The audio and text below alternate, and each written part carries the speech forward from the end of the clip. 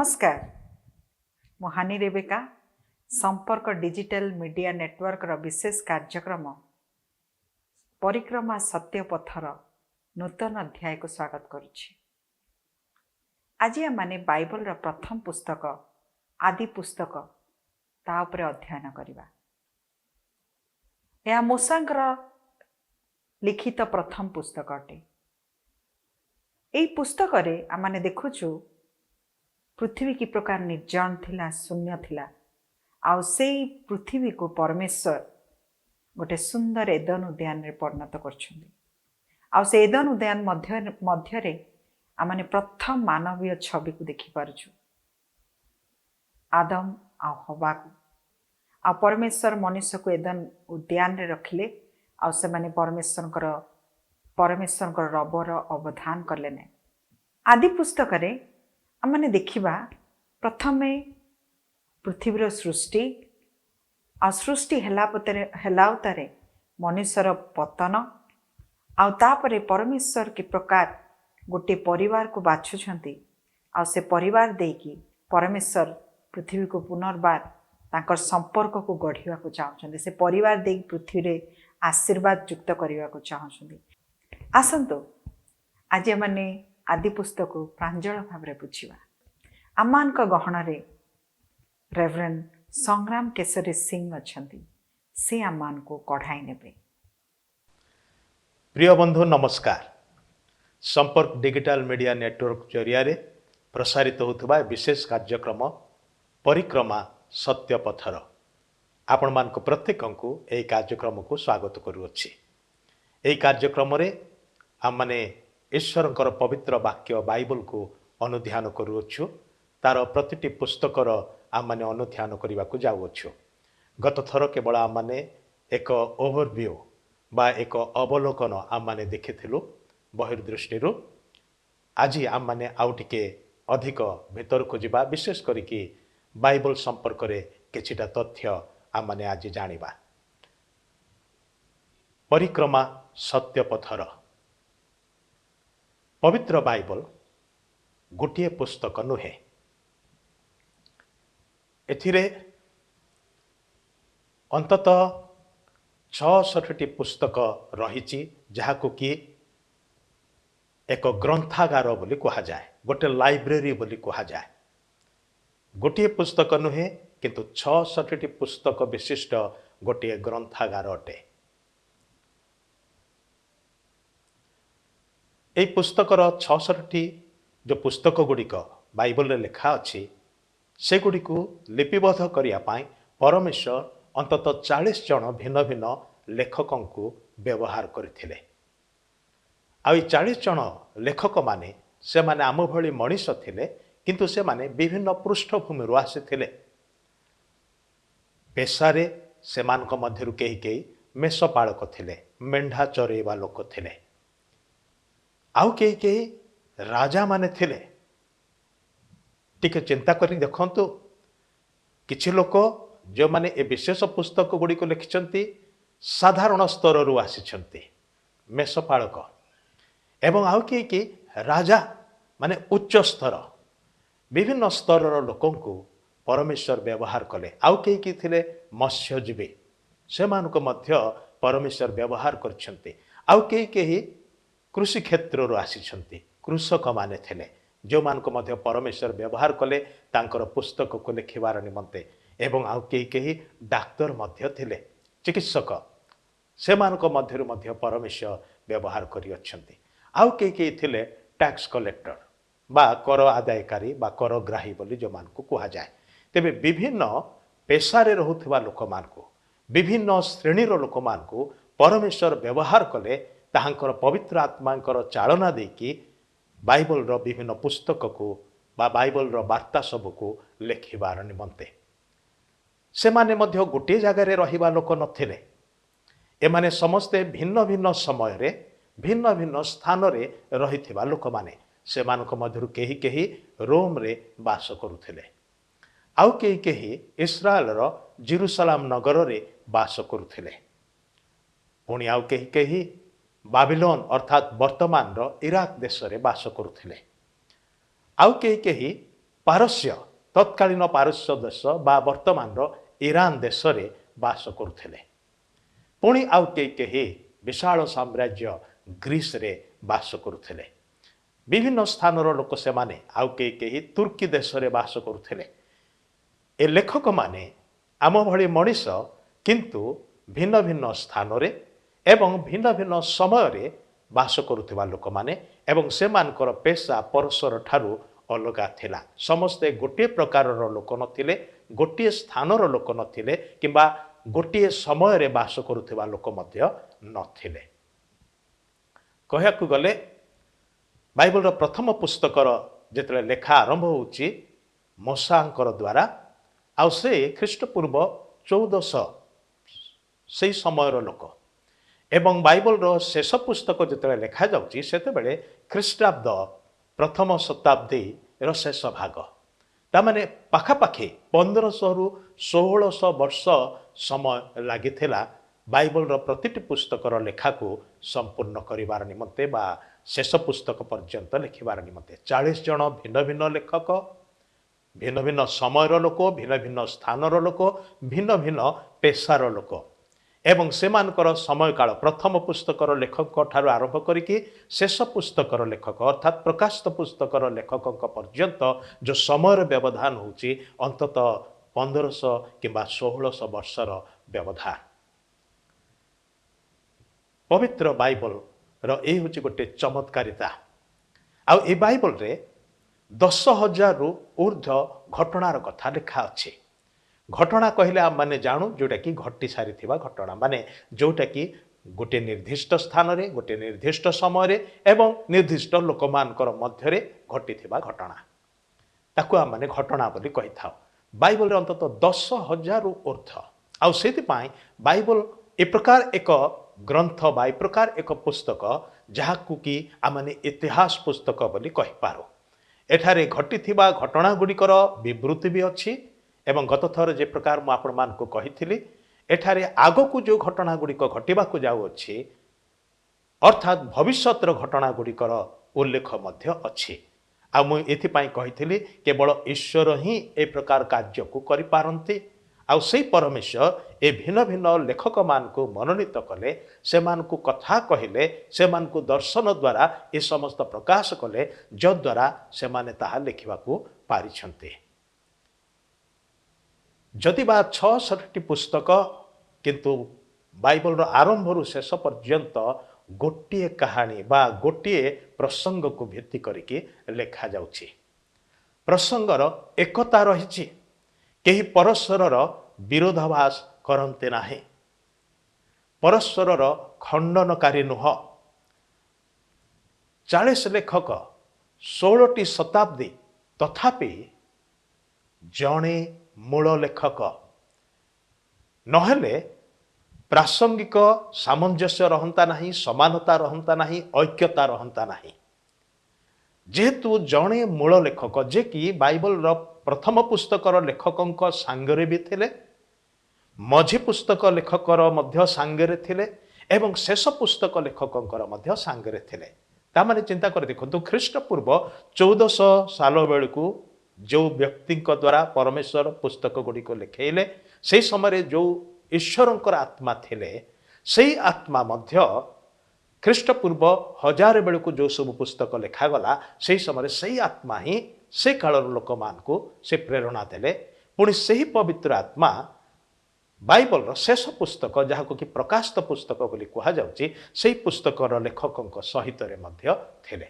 ମୂଳ ଲେଖକ ଜଣେ, ଯଦିବା ମାନବୀୟ ଲେଖକମାନେ ପ୍ରାୟ 40 ଜଣ ଅଛନ୍ତି, କିନ୍ତୁ ମୂଳ ଲେଖକ ହେଉଛନ୍ତି ଜଣେ, ସେ ହେଉଛନ୍ତି ଈଶ୍ୱରଙ୍କର ଆତ୍ମା ବା ପବିତ୍ର ଆତ୍ମା।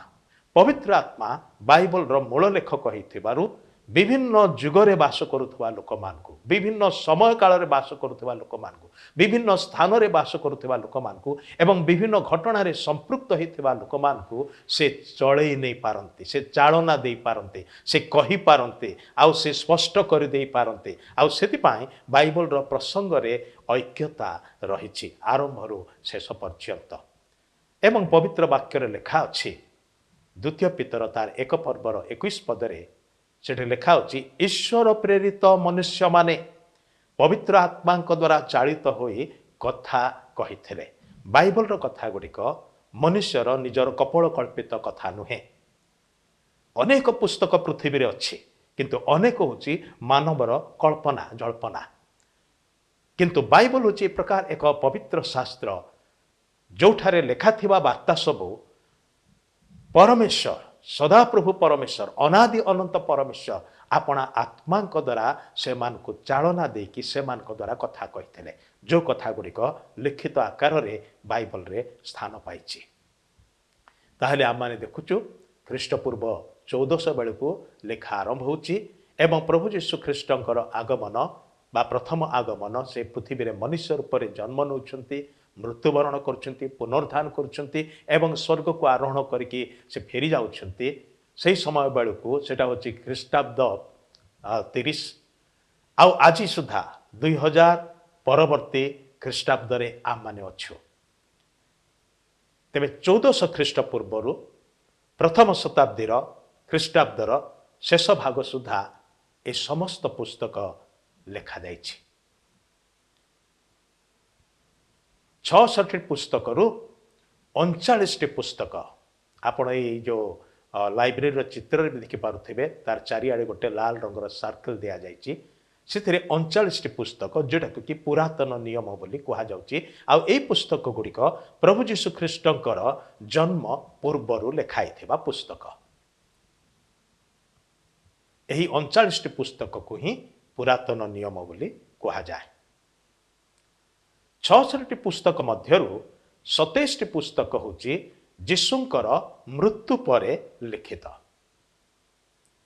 ଯେଉଁଟାକି ଆପଣମାନେ ଦେଖୁଛନ୍ତି ତଳେ ଥିବା ହଳଦିଆ ରଙ୍ଗର ପୁସ୍ତକ ଗୁଡ଼ିକ, ଆଉ ତାହା 27ଟି ପୁସ୍ତକ ଯେଉଁଟାକି ନୂତନ ନିୟମ ବୋଲିକି କୁହାଯାଉଛି।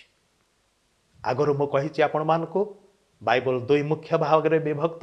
ଗୋଟିଏ ହେଉଛି ପୁରାତନ ନିୟମ, ଯେଉଁଠି 39ଟି ପୁସ୍ତକ ଅଛି, ଏବଂ ଦ୍ୱିତୀୟଟି ହେଉଛି ନୂତନ ନିୟମ, ଯେଉଁଥିରେ 27ଟି ପୁସ୍ତକ ଅଛି। ପୁରାତନ ନିୟମ ଓ ନୂତନ ନିୟମ। ପୁରାତନ ଓ ନୂତନ ନିୟମର ବାକ୍ୟ ଗୁଡ଼ିକୁ, ପଦ ଗୁଡ଼ିକୁ ଯେତେବେଳେ ଆମେ ପାଠ କରୁ ବା ବ୍ୟବହାର କରିବା ସମୟରେ ବାଇବଲକୁ, ସମୁଦାୟ ବାଇବଲକୁ ସାମୁଦାୟିକ ଭାବରେ ଏକକ ପୁସ୍ତକ ଭାବରେ ଓ ଏଥିରେ ଦୁଇଟି ପର୍ଯ୍ୟାୟରେ ଈଶ୍ୱରଙ୍କର ସମ୍ପୂର୍ଣ୍ଣ ସ୍ୱର୍ଗୀୟ ବିକାଶଶୀଳ ଏବଂ ଉଦ୍ଧାରକାରୀ ପ୍ରକାଶନ ରହିଛି ବୋଲି ଗ୍ରହଣ କରିବା ବା ଭାବିବା ବା ବିଶ୍ୱାସ କରିବା ସର୍ବୋତ୍ତମ ଅଟେ। ଦୁଇ ପର୍ଯ୍ୟାୟରେ ପରମେଶ୍ୱର ଆପଣାର ପ୍ରକାଶନ ଦେଇଛନ୍ତି, ଗୋଟେ ପୁରାତନ ନିୟମରେ ଏବଂ ନୂତନ ନିୟମରେ। କିନ୍ତୁ ଏଇ ଯେଉଁ ପ୍ରକାଶନ ଯାହା ପୁରାତନ ନିୟମରେ ଦେଲେ, ତାହା ବଢ଼ି ବଢ଼ିକି ଯାଇଛି, ତାହା ପ୍ରଗତିଶୀଳ ହେଇକି ଯାଇଛି। ଏହା ଈଶ୍ୱରଙ୍କର ସମ୍ପୂର୍ଣ୍ଣ ସ୍ୱର୍ଗୀୟ ବିକାଶଶୀଳ ଏବଂ ଉଦ୍ଧାରକାରୀ ପ୍ରକାଶନ ବା ରେଭେଲେସନ ବୋଲିକି କୁହାଯାଏ। ପୁରାତନ ନିୟମ ଯୀଶୁଙ୍କର ପ୍ରଥମ ଆଗମନ ପୂର୍ବରୁ, ଏହି ପୃଥିବୀରେ ମନୁଷ୍ୟ ଭାବରେ ଜନ୍ମ ନେବା ପୂର୍ବରୁ ଲିଖିତ। 1400 ଖ୍ରୀଷ୍ଟପୂର୍ବରୁ 400 ଖ୍ରୀଷ୍ଟପୂର୍ବ ମଧ୍ୟରେ। ତାର ଅର୍ଥ ହେଉଛି ପୁରାତନ ନିୟମର ପୁସ୍ତକ ଗୁଡ଼ିକ, ଯେଉଁ 39ଟି ପୁସ୍ତକ, ଆଦି ପୁସ୍ତକରୁ ଆରମ୍ଭ କରିକି ମଲାଖୀ ପୁସ୍ତକ ପର୍ଯ୍ୟନ୍ତ, ଏହି 39ଟି ପୁସ୍ତକ ଲେଖିବା ପାଇଁ ଅନ୍ତତଃ 1000 ବର୍ଷ ସମୟ ବ୍ୟବଧାନ ରହିଛି ବା 1000 ବର୍ଷ ସମୟ ଲାଗିଥିଲା। ନିୟମ, ପୁରାତନ ନିୟମ, ନୂତନ, ଯେଉଁ ନିୟମ ଶବ୍ଦଟି, ଏ ନିୟମ ଶବ୍ଦଟି ହେଉଛି ଶପଥ ବା ଚୁକ୍ତି ବା ପରମେଶ୍ୱର ମନୁଷ୍ୟମାନଙ୍କ ସହିତ ଯେଉଁ ଶପଥରେ ପ୍ରବେଶ କରିଅଛନ୍ତି, ଯେଉଁ ଚୁକ୍ତି ମଧ୍ୟରେ ପ୍ରବେଶ କରିଅଛନ୍ତି, ଈଶ୍ୱର ଏବଂ ମନୁଷ୍ୟମାନଙ୍କ ମଧ୍ୟରେ ସେମାନେ ପରସ୍ପର ଯେଉଁ ନିୟମରେ ପ୍ରବେଶ କରିଅଛନ୍ତି, ସେଥିପାଇଁ ବାଇବଲରେ ଦୁଇଟି ବିଭାଗକୁ ନିୟମର ପୁସ୍ତକ ବୋଲି କୁହାଯାଏ। ପୁରାତନ ନିୟମ ପ୍ରଶ୍ନ କରେ, ଆମେ ନିଜ ଇଚ୍ଛା ପଥ ମନୋନୀତ କରିଥିବାରୁ ଈଶ୍ୱରଙ୍କ ଦୃଷ୍ଟିରେ କିପରି ଯଥାର୍ଥ ହୋଇପାରିବୁ? ଆମେ ନିଜ ବାଟରେ ଗଲୁ, ସ୍ୱେଚ୍ଛାଚାରୀ ହେଲୁ, ପାପ କଲୁ, ଆମେ ଧାର୍ମିକ, ନ୍ୟାୟବାନ, ପବିତ୍ର ପରମେଶ୍ୱରଙ୍କର ସମ୍ମୁଖରେ ନିଜକୁ କେମିତି ଯଥାର୍ଥ ଭାବରେ ଉପସ୍ଥାପନ କରିପାରିବୁ? ହେଇପାରିବ ନାହିଁ, ସେଟା ଅସମ୍ଭବ। ବାକ୍ୟରେ ଲେଖା ଅଛି, ସମସ୍ତେ ପାପ କରିଅଛନ୍ତି, ଈଶ୍ୱରଙ୍କର ଷ୍ଟାଣ୍ଡାର୍ଡରୁ, ଈଶ୍ୱରଙ୍କର ମହିମାର ସ୍ତରରୁ ଉଣା ପଡ଼ିଅଛନ୍ତି। ଆମେ ନିଜକୁ संपूर्ण रूपे धार्मिक यथार्थ बोलिकी ईश्वर सम्मुखें उपस्थापन करने को पारिबु नाही। आमे एक आर एक प्रति हुए तो से प्रकार चेष्टा करिकी हुए तो केतेक क्षेत्र में सफल पारू जे मु तो ठारू भल बोलिकी निजक प्रतिष्ठा करि पारू। मात्र धार्मिक न्यायवान पवित्र परमेश्वरंकर आखि आगरे आमे कौनसी मनुष्य दृष्टि जेड़े धर्म कर्म करुवा लोक हो जेड़े साधु लोक हो ईश्वरंकर सानिध्य को आसिले तार पाप सबू स्पष्ट प्रकाशित हुए। सेतिपाई पुरातन नियम प्रश्न करे जे आमे निज बाटरे चालुथिबारु स्वेच्छाचारी होइथिबारु जेमति कि जणे भाववादी कहिसंती आम्भे माने मेषगण तुल्य आपणा आपणा बाट आड़े फेरी अछु। हे परमेश्वर तुम प्रति पिठी फेरैचु तुम ठारू विपथगामी होइकी निज बाटरे जाइचु। आमे आपणा को तुम दृष्टि रे केमिति यथार्थ भावरे उपस्थापन करि पारिबो तुम दृष्टि माने केमिति यथार्थ हेइ पारिबो सेटा होछि पुरातन नियमर गोटे मौलिक प्रश्न। नूतन नियम सेई प्रश्नर उत्तर दिए। मनुष्य द्वारा मनुष्य ठारू यह संभवपर नुहे किंतु ईश्वरंकर अनुग्रह रे यह संभवपर। सेतिपाही परमेश्वर निजे मनुष्य रूप में धरापृष्ठ को आसिले जगत को आसिले जहाँकर नाम हूँ प्रभु जीशु ख्रीष्ट। तेबे जीशु ख्रीष्टंकर जीवन मृत्यु एवं पुनरुत्थान द्वारा मनुष्य ईश्वर छामुरे यथार्थ हो पारे। आपको सरल भाषा जदि कह मु जड़े पापी मनुष्य मोर पापर जीवन को प्रभु जीशु नियंती एवं से पापर दंड काल्वरी क्रूसरे निज ऊपर को नहीं से निजे दंड भोग करती एवं ताहांकर पवित्र निखुंत धार्मिकतार पवित्रतार जीवन से मते दियंती। जेमती कि आम मैंने लुगा को अदल बदल करू से प्रकार आम मानकर जीवन से प्रकार परिवर्तित हुए। प्रभुंकर जीवन प्रभुंकर धार्मिकता आमको दिया जाउची आमर पापमय जीवन से नियंती। प्रभु जीशु ख्रीष्टंक द्वारा यह संभवपर। तांकर जीवन पवित्र जीवन थिला एवं से मृत्यु द्वारा से समस्त मानव जातिर पाप क्षमा निमंते बलि स्वरूप आपना को उत्सर्ग कले। ताहांकर बलिदान जोटा कि स्वर्गरे गृहीत होई अछि पवित्र बलिदान आउ से मृत्यु को जय करी पुनर्थित होई उठिले। आउ सेतिपाई से बलिदान केवल ईश्वर द्वारा ग्रहणीय बलिदान अटे। आउ जो माने से बलिदान रे विश्वास करते से माने ईश्वर छामुरे यथार्थ बोलिकी विवेचित हुअन्ते।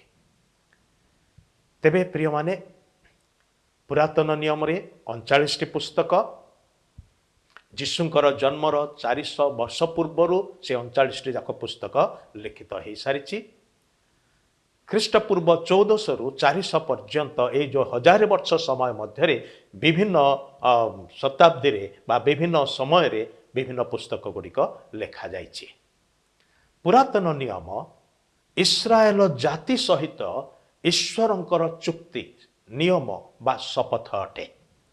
इस्राएल जाति को परमेश्वर मनोनीत करुछंती एवं सेमानक सहित से चुक्ति रे आबद्ध होउछंती। आ कहउछंती तुमे मो कथा मानि चलिले मु तुम को आशीर्वाद करी मु तुमको बरदेष्ण करी मो कथा मानि चलिले तुम्हें मोर संचित धन होकर रहिबो मोर आखिर तारा परी मु तुमको देखिबी।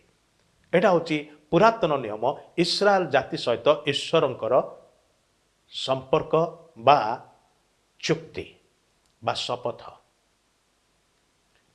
हिब्रू आउ अरामाइक भाषा रे पुरातन नियमर पुस्तक गुड़िक लेखाई।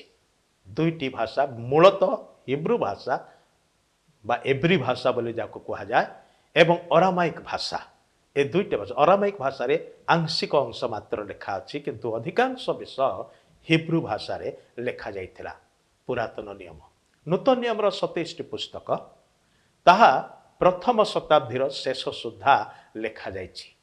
ख्रीष्टंकर स्वर्गारोहण पर जीशुंकर मृत्यु पुनरुत्थान और स्वर्गारोहण पर ए 27 पुस्तक लेखा जाइछि।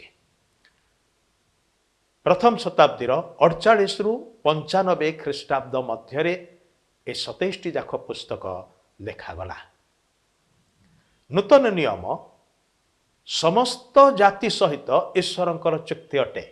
भिन्नता देखि पारुछंती तो पुरातन नियम इस्राएल जाति सहित गोटे जाति सहित ईश्वरंकर चुक्ति नूतन नियम पृथ्वीर समस्त जाति सहित ईश्वरंकर चुक्ति भाई भौणी माने गोटे कथा आपन को कहया चाहे एटा आम शुभ संवाद अटे स्वर्गर परमेश्वर सृष्टिकर्ता परमेश्वर आपणक सहित ए नियम रे प्रवेश करी अछंती होइत आपण ए नियम संपर्क रे जानते नाही होइत बाइबल रे आपण को प्रकाश करथिबा परमेश्वर को मध्य होइत आपण जानते नाही मात्र एक कथा वास्तव सत्य जे स्वर्गर परमेश्वर जे आपण को मते समस्त को सृष्टि करी अछंती माँ पेटरे गढ़ी अछंती आम के धरा पृष्ठ को आनी अछंती से आम सहित नियम रे प्रवेश करी अछंती आ से अपेक्षा करिसंती आमे ताहांकु जानिबु ताहांकु चिन्हिबु ताहांकर हेकि बंचिबु ताहांकर कथा मानिबु आ से आममानकु समस्त आशीर्वाद रे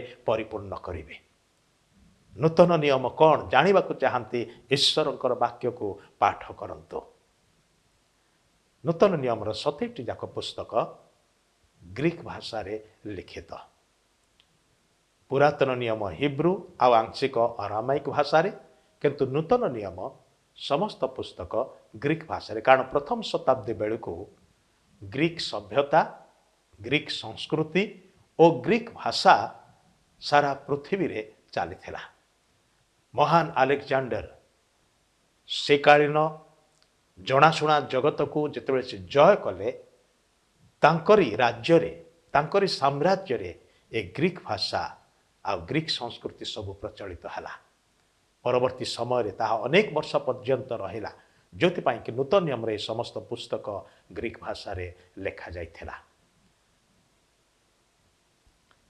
पुरातन नियम ईश्वरंकर प्रकाशन आरंभ अर्थात परमेश्वर आपणार परिचय लोक मान को दियंते नूतन नियम रे ईश्वरंकर प्रकाशन संपूर्ण होछि सेथिपाई पवित्र बाइबल को कंप्लीट रेवलेशन बोली कहा जाउछि संपूर्ण प्रकाशन ईश्वरंकर प्रकाशन बोली की कहा जाउछि पुरातन नियम ख्रीष्टन को आगामी बा भविष्यतर मसीह भाव रे घोषणा करा जायछि भाववादी माने प्रचार करी कहले जे आसंता समय रे भविष्यत रे मसीह आसीबे से कथा पुरातन नियम प्रकाश करे नूतन नियम कौन करे ख्रीष्टन को मसीह भाव रे उपस्थापन करे अर्थात जहां संबंध रे भाववादी माने कहिथिले से वर्तमान उपस्थित सेटा नूतन नियम प्रकाश करे ताहले जोटा पुरातन नियम रे आरंभ होइतिला नूतन नियम रे संपूर्ण होउची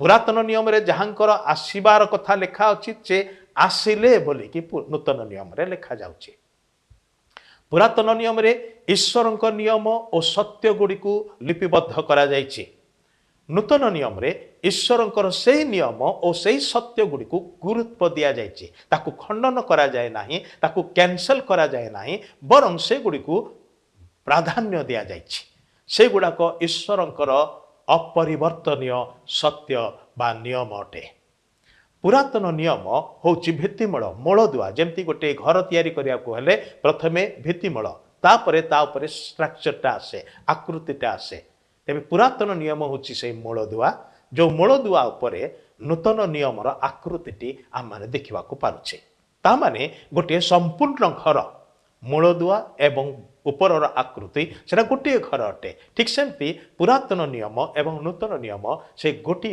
वाक्य बा ईश्वरंकर वाक्य अटे पुरातन नियम उत्स नूतन नियम प्रवाहित होउथबा उछुळा नईर स्रोत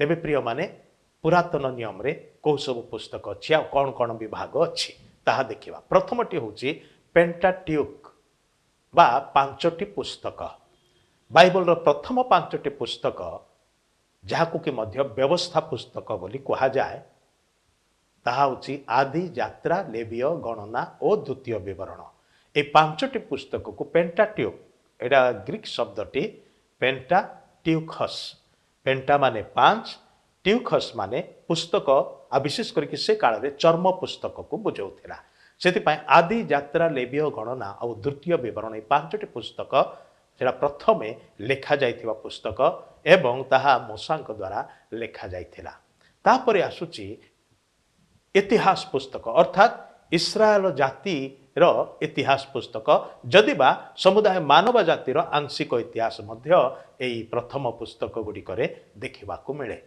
ସେଥିରେ କୋଉ ସବୁ ପୁସ୍ତକ ଅଛି? ପୁରାତନ ନିୟମରେ ଅର୍ଥାତ୍ ବାଇବଲର ପ୍ରଥମ ଭାଗର ଜିହୋସିଓ, ବିଚାରକର୍ତ୍ତା, ରୁତ, ପ୍ରଥମ ଓ ଦ୍ୱିତୀୟ ସାମୁଏଲ, ପ୍ରଥମ ଓ ଦ୍ୱିତୀୟ ରାଜାବଳୀ, ପ୍ରଥମ ଓ ଦ୍ୱିତୀୟ ବଂଶାବଳୀ, ଏଜ୍ରା, ନିହେମିଆ ଆଉ ଏଷ୍ଟର ପୁସ୍ତକ। ଏହି ପୁସ୍ତକ ଗୁଡ଼ିକ ହେଉଛି ଐତିହାସିକ ବିବରଣ, ଈଶ୍ୱରଙ୍କର ଲୋକମାନଙ୍କର ଜୀବନ ଯାତ୍ରାରେ ଘଟିଥିବା ଘଟଣା ଗୁଡ଼ିକର ଉଲ୍ଲେଖ ଏହି ପୁସ୍ତକ ସବୁରେ ଅଛି। ସେଥିପାଇଁ ଏହି ପୁସ୍ତକ ଗୁଡ଼ିକୁ ଇତିହାସ ପୁସ୍ତକ ବୋଲି କୁହାଯାଉଛି। ତାପରେ ଆସୁଛି ପଦ୍ୟ ପୁସ୍ତକ। ପଦ୍ୟ ପୁସ୍ତକରେ 5ଟି ପୁସ୍ତକ ରହୁଛି। ଆଇବ ପୁସ୍ତକ ଠାରୁ ଆରମ୍ଭ କରି ପରମ ଗୀତ ପର୍ଯ୍ୟନ୍ତ, ଅର୍ଥାତ୍ ଆଇବ, ଗୀତ ସଂହିତା, ହିତୋପଦେଶ, ଉପଦେଶକ ଓ ପରମ ଗୀତ। ଏଇଗୁଡ଼ାକ ପଦ୍ୟ ପୁସ୍ତକ ବୋଲି ଏଥିପାଇଁ କୁହାଯାଏ କାରଣ ଆମମାନେ ଜାଣୁ ସାହିତ୍ୟରେ ଦୁଇ ପ୍ରକାର ସାହିତ୍ୟ ଅଛି, ଗୋଟେ ହେଉଛି ପଦ୍ୟ ଆଉ ଗୋଟେ ହେଉଛି ଗଦ୍ୟ। ଏବେ ଏହି ପୁସ୍ତକର ଲେଖାଗୁଡ଼ିକ, ଅଧିକାଂଶ ଲେଖାଗୁଡ଼ିକ ପଦ୍ୟ ଆକାରରେ ଲେଖା ହେଇଛି, ସେଥିପାଇଁ ତାକୁ ପଦ୍ୟ ପୁସ୍ତକ ବୋଲି କୁହାଯାଉଛି। ମଧ୍ୟ ତାକୁ ଜ୍ଞାନ ପୁସ୍ତକ ବୋଲି ମଧ୍ୟ କେହି କେହି କହନ୍ତି, କାରଣ ସେଠାରେ ଦୈନନ୍ଦିନ ଜୀବନର ନିମନ୍ତେ ଜ୍ଞାନ ବିଶିଷ୍ଟ କଥା ସବୁ, ପରାମର୍ଶ ସବୁ, ଉପଦେଶ ସବୁ ଦିଆଯାଇଛି। ତାପରେ ଗୋଟେ ମେଜର ଭାଗ ଆସୁଛି ବାଇବଲର, ତାହା ହେଉଛି ଭାବବାଣୀ ପୁସ୍ତକ। ଭାବବାଣୀ ପୁସ୍ତକ ଗୁଡ଼ିକରେ ସେଥିରେ ଆମମାନେ ଜିସାୟ ପୁସ୍ତକ ଠାରୁ ଆରମ୍ଭ କରିକି ମଲାଖୀ ପୁସ୍ତକ ପର୍ଯ୍ୟନ୍ତ ସମୁଦାୟ 17ଟି ପୁସ୍ତକ ଦେଖୁଛୁ।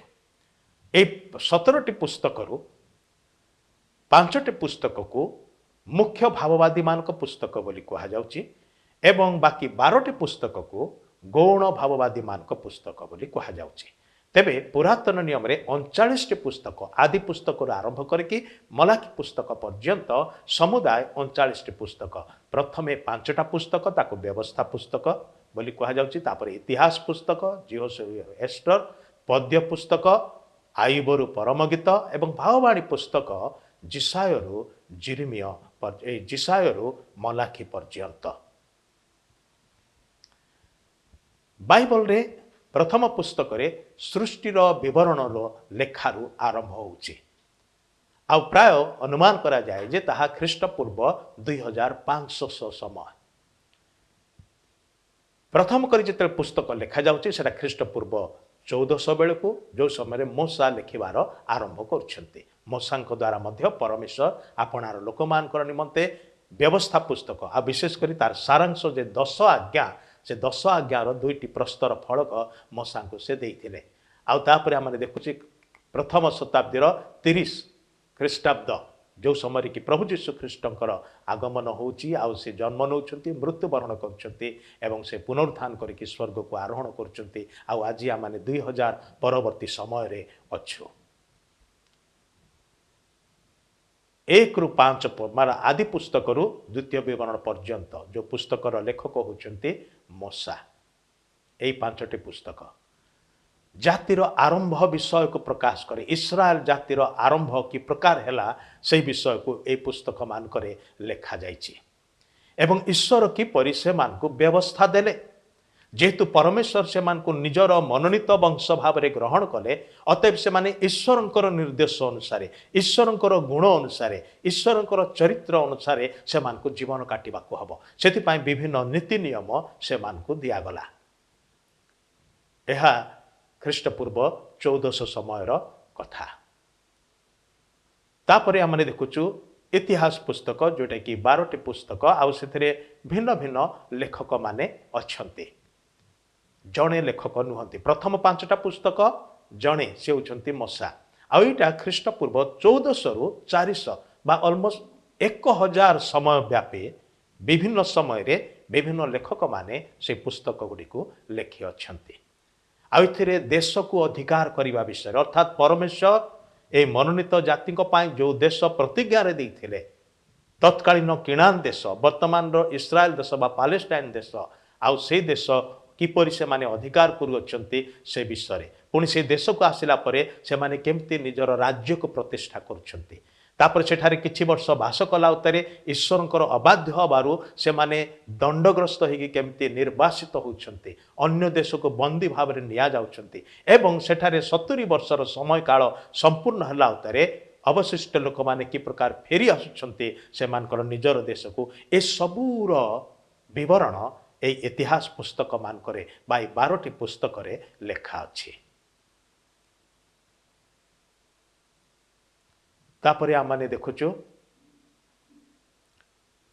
18 रु 22 नंबर पुस्तक जाकु कि पद्य बा ज्ञान पुस्तक बोली कहा जाउची। आयुब पुस्तक रे दुख क्लेश विषय रे मनुष्यर प्रश्न, मनुष्य जीवन रे काहे कि एते दुख क्लेश आसे, विशेष करके जे कि अन्याय करे नाही, ईश्वर को भय करे, धर्म जीवन काटुचे, से प्रकार लोक मान को जीवन रे क्लेश काहे कि आसे तार प्रश्न एवं सेथिर विस्तृत आलोचना आयुब पुस्तक रे रहिछि।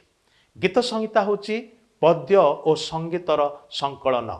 इस्राएल लोक माने सेथिरु गीत गुड़िक से माने स्वर दे कि मध्य बोलुथिले, जेमति कि विभिन्न उपासना मानकरे गीत बोला जाए।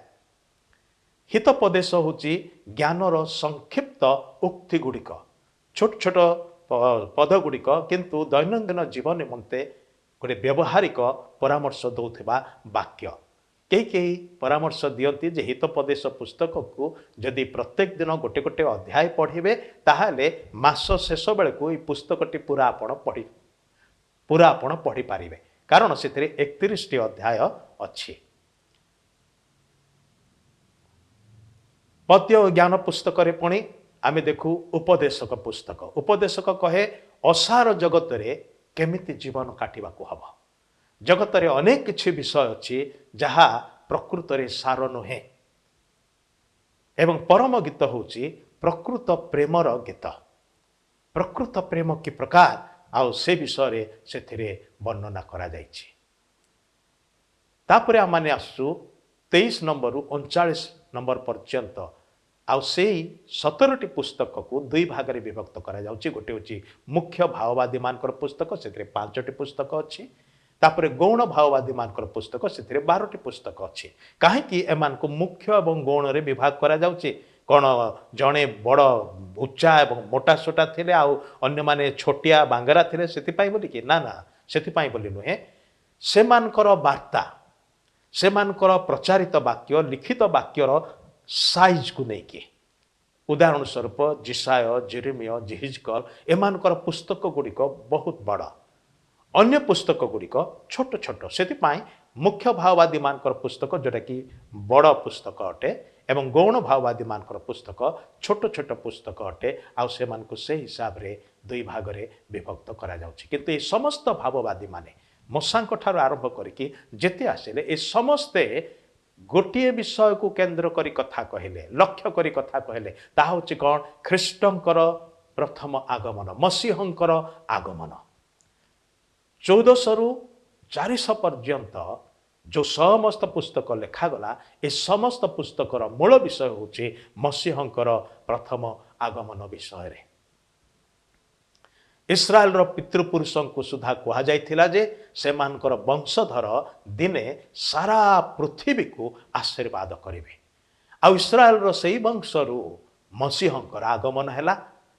मसीहंक द्वारा पृथ्वीर जावतीय वंश आशीर्वाद प्राप्त हेउछन्ति। आज आपण एवं मु आमे समस्ते से ख्रीष्टंकर आशीर्वादर अंश अटु।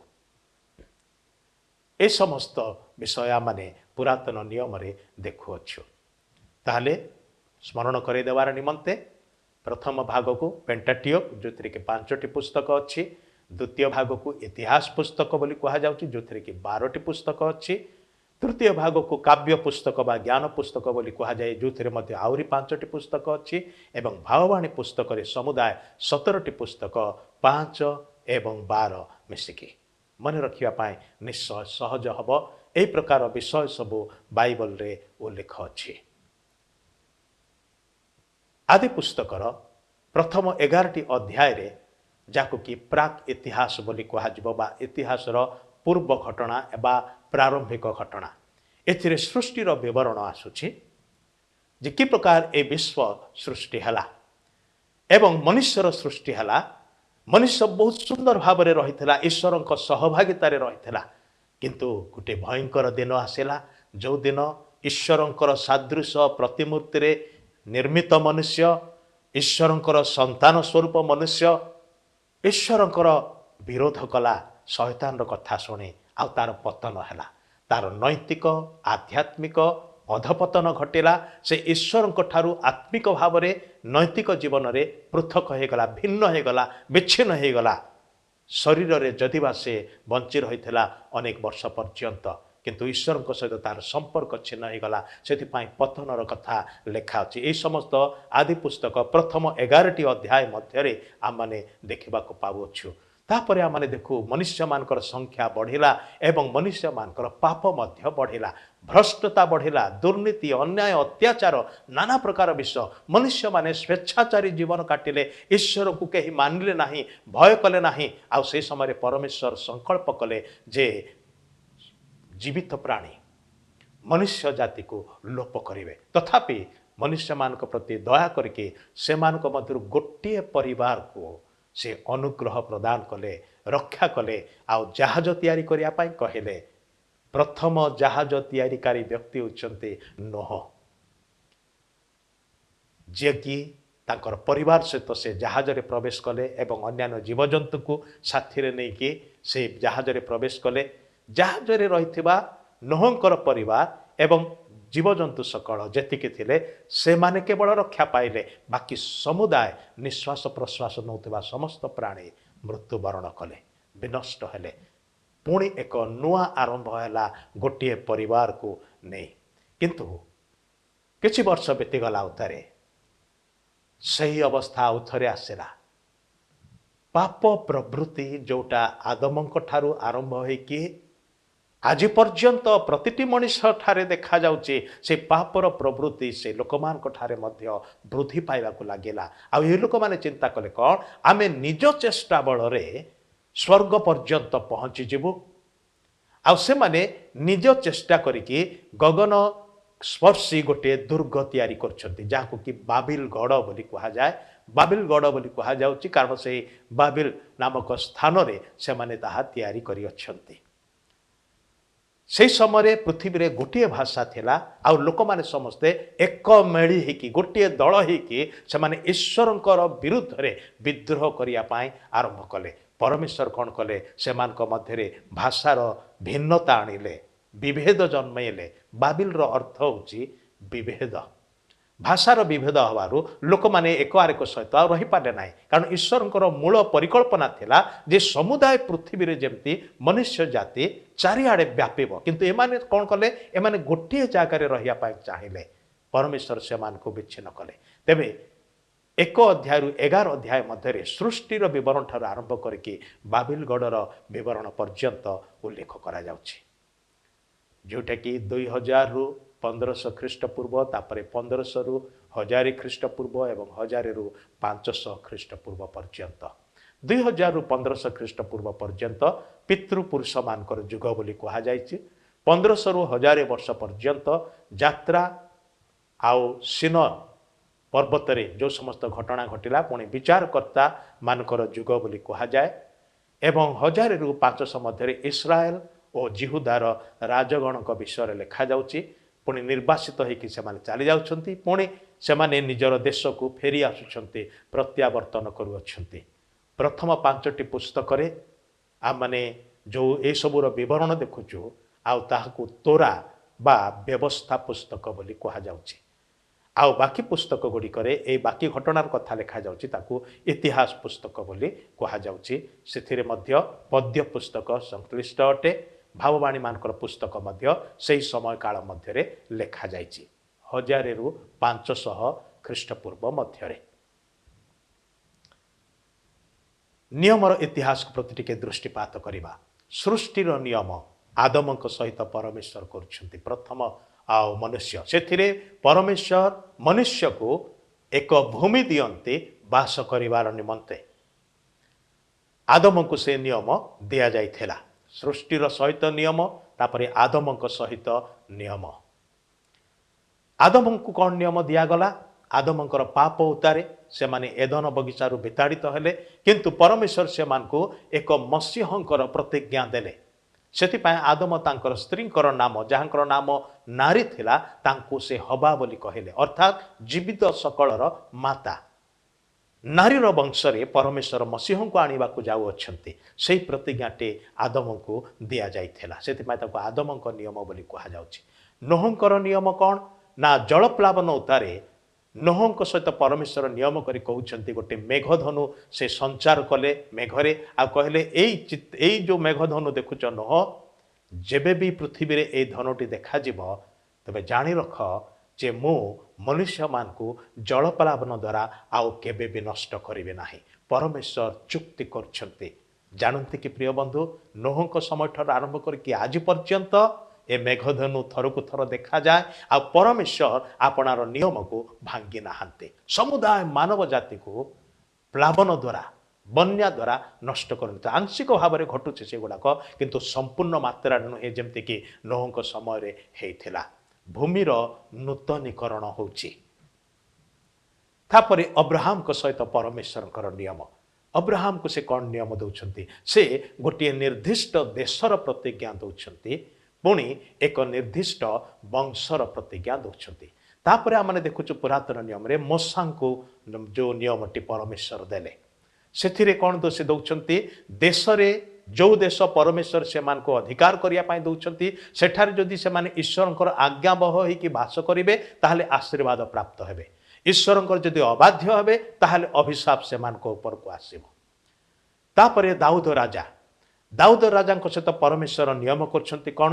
ଏକ ଅନନ୍ତକାଳୀନ ସିଂହାସନ, ଏକ ଅନନ୍ତକାଳୀନ ରାଜ୍ୟ ବା ଦେଶରେ ସେ ରାଜାଙ୍କୁ ଯୋଗାଉଛନ୍ତି। ଲୋକମାନେ ଈଶ୍ୱରଙ୍କର ଆଜ୍ଞାବହ ହେଲେ ନାହିଁ, ବିତାଡ଼ିତ ହେଲେ, ନିର୍ବାସିତ ହେଲେ। 70 ବର୍ଷ ସେଥିମଧ୍ୟରେ ବ୍ୟବଧାନ ରହିଲା। ତାପରେ ଆସୁଛି ନୂତନ ନିୟମ। ନୂତନ ନିୟମରେ ରାଜା ନିଜ ରାଜ୍ୟ ନିମନ୍ତେ ଆପଣାର ପ୍ରାଣ ଦିଅନ୍ତି। କିଏ ସେ ରାଜା? ଯିଏକି ଦାଉଦଙ୍କର ବଂଶରୁ ଆସିଲେ। ସେ ଅନ୍ୟ କେହି ନୁହନ୍ତି, ପ୍ରଭୁ ଯୀଶୁ ଖ୍ରୀଷ୍ଟ ମସିହ, ଈଶ୍ୱରଙ୍କର ପୁତ୍ର, ଯିଏକି ନିଜ ରାଜ୍ୟକୁ ଆସିଲେ, କିନ୍ତୁ ତାଙ୍କର ଲୋକମାନେ ତାହାଙ୍କୁ ଚିହ୍ନିଲେ ନାହିଁ ଏବଂ ସେ ସମୁଦାୟ ମାନବ ଜାତିର ନିମନ୍ତେ ଆପଣାର ପ୍ରାଣ ଦେଉଅଛନ୍ତି। ଭାଇ ଭଉଣୀମାନେ, ଏହିସବୁ ନିୟମରେ ପରମେଶ୍ୱର ଭିନ୍ନ ଭିନ୍ନ ସମୟରେ ଲୋକମାନଙ୍କ ସହିତ ଚୁକ୍ତିବଦ୍ଧ ହୋଇକି ସେ କାର୍ଯ୍ୟ କରୁଅଛନ୍ତି। ସେଥିପାଇଁ ବାଇବଲକୁ ଏ 2 ନିୟମର ପୁସ୍ତକ ବୋଲି କୁହାଯାଉଛି। ପୁରାତନ ନିୟମର ସାରାଂଶ ତେବେ କ'ଣ? ପୁରାତନ ନିୟମଟି ପୃଥିବୀ ଓ ମାନବ ଜାତିର ଇତିହାସ ସହିତ ଆରମ୍ଭ ହେଉଛି। ମନୁଷ୍ୟର ପତନ ଦ୍ୱାରା ପାପ ଜଗତରେ ପ୍ରବେଶ କରୁଛି। ଅବ୍ରାହମଙ୍କର ଆହ୍ୱାନ ବା ପରମେଶ୍ୱର ଜଣେ ବ୍ୟକ୍ତିଙ୍କୁ ଆହ୍ୱାନ କରିଛନ୍ତି ଏବଂ ହିବ୍ରୁ ଜାତି ବା ଇସ୍ରାଏଲ ଜାତିର ଆରମ୍ଭ ତାଙ୍କଠାରୁ ହେଉଛି। ତାପରେ ପିତୃପୁରୁଷଗଣ ମଧ୍ୟରେ ଅବ୍ରାହମ ରହିଲେ, ତାଙ୍କର ପୁତ୍ର ଇସାହାକ, ତାଙ୍କର ପୁତ୍ର ଯାକୁବ ରହିଲେ। କିଣାନ ଦେଶରେ ଯେଉଁ ଦେଶରେ ସେମାନେ ବାସ କରୁଥିଲେ ସେଥିରେ ଦୁର୍ଭିକ୍ଷ ହେଲା ଆଉ ସେମାନେ କେମିତି ମିଶର ଦେଶକୁ ଚାଲି ଯାଉଛନ୍ତି, ଯେଉଁ ମିଶରରେ କି ଯାକୁବଙ୍କର 12ଟି ପୁଅମାନଙ୍କ ମଧ୍ୟରୁ ଜଣେ ପୁଅ ଯୋସେଫ ସେ ପ୍ରଧାନମନ୍ତ୍ରୀ ହେଇଥିଲେ। ଆଉ ମିଶରରେ ଯେତେବେଳେ ସେମାନେ ଯାଇକି ବାସ କଲେ, ସେମାନେ 5 ବର୍ଷରେ ପାଇଁ ଯାଇଥିଲେ। 5 ବର୍ଷ ଉତ୍ତାରେ ଫେରି ଆସିବାର ଥିଲା, ମାତ୍ର ସେମାନେ ଫେରିଲେ ନାହିଁ। ସେଠି ସେମାନେ ରହିଗଲେ, 400 ବର୍ଷ ପର୍ଯ୍ୟନ୍ତ ରହିଗଲେ। ଆଉ ଯୋସେଫଙ୍କର ମୃତ୍ୟୁ ଉତ୍ତାରେ ଆଉ ଯେଉଁ ରାଜାମାନେ ଆସିଲେ, ସେମାନେ ଇସ୍ରାଏଲୀୟ ଲୋକମାନଙ୍କୁ ସେମାନେ ଗ୍ରହଣ କଲେ ନାହିଁ ବା ସେମାନଙ୍କ ପ୍ରତି ଦୁର୍ବ୍ୟବହାର କଲେ, ସେମାନଙ୍କୁ ଦାସ କରିକି ରଖିଲେ। 400 ବର୍ଷ ମିଶର ଦେଶରେ ଈଶ୍ୱରଙ୍କର ମନୋନୀତ ଜାତି ଇସ୍ରାଏଲୀୟ ଲୋକମାନେ ଭୟଙ୍କର କଷ୍ଟ ପାଇଲେ, ଦୁଃଖ କ୍ଲେଶ ପାଇଲେ। ତାପରେ ଆମେ ଦେଖୁଛୁ ମୋସା, ତାଙ୍କର ନେତୃତ୍ୱରେ ପରମେଶ୍ୱର ଇସ୍ରାଏଲୀୟ ଲୋକମାନଙ୍କୁ ମିଶରରୁ ମୁକ୍ତ କରିକି ନେଇଯାଉଛନ୍ତି। ଆଉ ସେଥିପାଇଁ ମୋସା ଓ ଜିହୋସିଓଙ୍କର ନେତୃତ୍ୱରେ ସେମାନେ ମିଶରରୁ ଯାତ୍ରା ଆରମ୍ଭ କରୁଛନ୍ତି, ପ୍ରସ୍ଥାନ କରୁଛନ୍ତି। 40 ବର୍ଷର ଯାତ୍ରା ଉତ୍ତାରେ ସେମାନେ ଦେଶରେ ପ୍ରବେଶ କରୁଛନ୍ତି, ପ୍ରତିଜ୍ଞାତ ଦେଶରେ। ଆଉ ସେଠାରେ ବିଚାରକର୍ତ୍ତାମାନଙ୍କୁ ପରମେଶ୍ୱର ଉଠାଉଛନ୍ତି ଏ ଲୋକମାନଙ୍କର ତତ୍ତ୍ୱାବଧାନ କରିବା ପାଇଁ। ତାପରେ ରାଜାମାନଙ୍କୁ ଉଠାଉଛନ୍ତି ଏ ଲୋକମାନଙ୍କୁ ଆଉ ପଥ କଢ଼େଇ ନେବାର ପାଇଁ। ରାଜ୍ୟ ଶାସନ ଆରମ୍ଭ ହେଲା। ସେଥିରେ ପ୍ରଥମ ରାଜା ହେଉଛନ୍ତି ସାଉଲ। ସେ ଅଗ୍ରାହ୍ୟ ହେଲେ ଈଶ୍ୱରଙ୍କର ଅବାଧ୍ୟ ହେବାରୁ। ଈଶ୍ୱର ଦାଉଦଙ୍କୁ ଉଠେଇଲେ। ଦାଉଦଙ୍କର ବଂଶ ସହିତ ବା ଦାଉଦଙ୍କ ସହିତ ପରମେଶ୍ୱର ଚୁକ୍ତି କଲେ ଏବଂ ଦାଉଦଙ୍କ ଔରସଜାତ ସନ୍ତାନମାନେ ତାଙ୍କ ଉତ୍ତାରେ ରାଜ୍ୟ କରିବାକୁ ଲାଗିଲେ। କିନ୍ତୁ ପ୍ରଥମ 3ଟି ରାଜା ହେଉଛନ୍ତି ସାଉଲ, ଦାଉଦ ଓ ସଲୋମନ। ए तीन जन जाक 40-40-40 वर्ष करके राज्य करथिले। सोलोमनकर उत्तारे से गोटे राज्य दुई भाग में विभक्त है। इस्राएल राज्य उत्तर भाग में 10टी वंश को नहीं एवं जिहुदा राज्य दक्षिण भाग में 2टी वंश को लेकिन तिष्ठि रहिला। क्रमान्वय तालिकाटा हूँ कौन प्रतिज्ञात देश को आसला उतारे विचारकर्ता मानकर जुग। तापरे प्रथम 3 राजा साउल दाऊद एवं सोलोमन। तापरे राज्य विभक्त होची उत्तर और दक्षिण राज्य रे विभक्त होची। तापरे उत्तर राज्य अर्थात इस्राएल राज्य जो 10टी वंशर राज्य थिला ताहा ख्रीष्टपूर्व 722 पर्यंत रहिला। 722 रे ताहा निर्वासित हैला। असर्य साम्राज्य आसिला से मानको अधिकार कला एवं से मानको से स्थान रु चारिआडे विक्षिप्त करदेला। से माने पृथ्वीर चारिआडे चली गले। सेति पाए आज सुधा इस्राएलीय लोक माने जिहुदी लोक माने पृथ्वीर विभिन्न देश मानकरे वास करुथिबा आपण देखिबा को पाइबे। द्वितीय ए जो जिहुदार राजा बा दक्षिण राज्य बा जिहुदा राज्य जोटा कि आउ किछि वर्ष तिष्ठि रहितला किंतु 586 ख्रीष्टपूर्व रे जेरुसलाम बाबिलोनिया मानकर अधिकार को चलीगला। से राज्य आ रहिला नाही। सेथुरु लोक माने निर्वासित हेले 70 वर्ष पर्यंत लोक माने से बाबिलोन रे रहिले। बाबिलोनिय निर्वासन बोलिकी कहा जाउछि। पुणी देखुछि कौन बाबिलोनिय निर्वासन उतारे बा बाबिलोनिय साम्राज्यर ये जो शासन उतारे बाबिलोन साम्राज्य लोप पाउछि। मादीय पारसिक साम्राज्य आसुछि। तापरे अलेक्जेंडर द ग्रेट महान अलेक्जेंडर ग्रीक साम्राज्य आसुछि। तापरे मिसरीय शासन जोटा कि इस्राएल लोक माने मिसर रे थिबा समय ठारू चालुथिला परवर्ती समय रे मध्य रहिथिला। तापरे अलेक्जेंडर को तारे ए जो सीरिया रो राजा माने शासन करने को लगिले इस्राएल उपरे। अल्प समय पाई इस्राएलीय वंशीय जड़े व्यक्ति गोटे परिवार से माने 7 भाई थिले से मानकु माकाबीय परिवार बोली कहा जाउछि। से माने अल्प वर्षर पाई केवल निजर देश को अधिकार कले अल्प अंश को एवं अल्प वर्षर पाई से माने शासन कले। चिंता कर देखंतु बाबिलोनिय निर्वासन परठारु इस्राएलीय लोक माने से माने निजर देश रे अधिकार पाई नथिले बा निज देश रे निजे कर्तापण कर नथिले। ए समस्त साम्राज्य से मानको ऊपर शासन करुथिला। अल्प समय पाए माकाबीय ए जो भाई माने से माने इस्राएल ऊपर राज्य कले किंतु ताहा मध्य चलीगला जेतेबेले रोमियो साम्राज्य आरंभ हैला। आ रोमियो साम्राज्यर समय रे प्रथम शताब्दी रे प्रभु जीशु ख्रीष्टंकर से आगमन होउची धरापृष्ठ को। तेबे पुरातन नियमर जगत कि प्रकार थिला गत अध्याय रे मु आपण मान को देखैथिली जे पृथ्वीर एई क्षेत्र रे जाको केंद्रस्थली बोली कहा जाउची जोठी ए बाइबल रो ए समस्त घटना गुड़िक घटिथिबार आ माने देखुचु। मु केवल संक्षेप रे चली जाउची।